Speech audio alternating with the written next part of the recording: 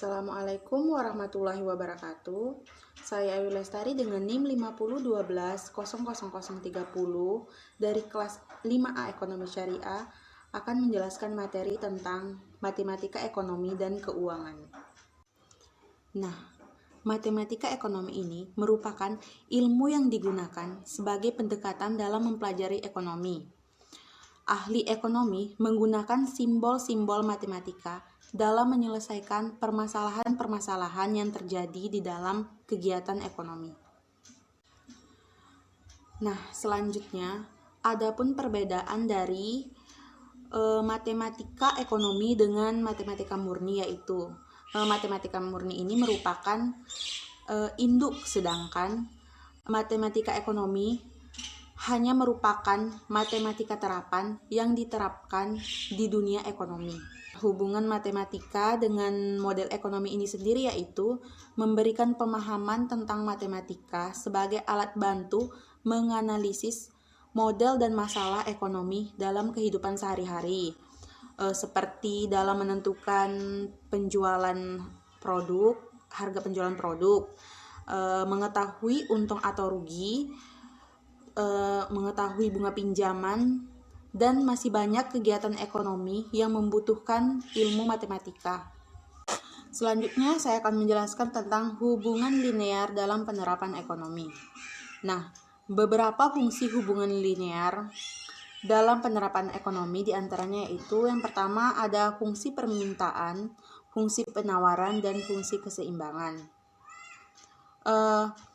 Perbedaan dari fungsi permintaan dan fungsi penawaran ini yaitu fungsi permintaan ini menghubungkan antara variabel harga dengan variabel jumlah barang atau jasa yang diminta, sedangkan fungsi penawaran ini yaitu menghubungkan antara variabel harga dan variabel jumlah barang yang ditawarkan. Selanjutnya saya akan menjelaskan tentang fungsi biaya, penerimaan, dan laba.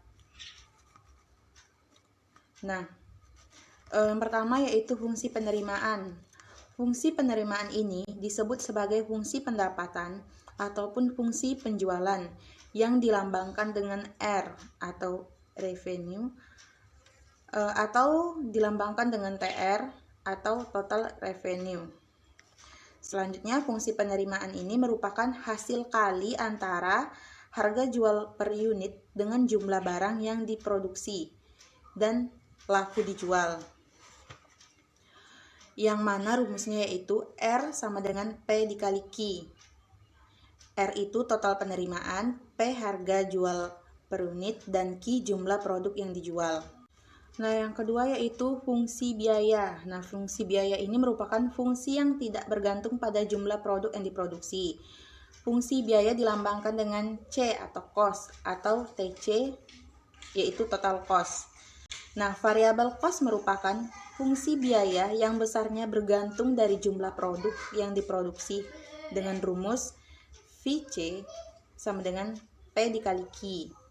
Yang mana VC ini yaitu biaya variabel dan P biaya produksi per unit dan Q jumlah produk yang diproduksi. Berikutnya yaitu pengaruh pajak dan subsidi terhadap keseimbangan pasar. Pajak ini merupakan iuran dari rakyat untuk negara yang bersifat memaksa berdasarkan undang-undang yang telah ditentukan. Sedangkan subsidi ini merupakan sesuatu yang diberikan pemerintah untuk rakyat. Keseimbangan pasar disebut dengan keseimbangan harga, di mana pada harga tersebut terjadi keseimbangan jumlah barang yang dijual dengan jumlah barang yang dibeli. Nah, pengaruh pajak terhadap keseimbangan pasar yaitu pajak yang dikenakan atas penjualan selalu menambah harga barang yang ditawarkan, sehingga hanya mempengaruhi fungsi penawaran. Sedangkan dalam fungsi permintaan tidak mempengaruhi.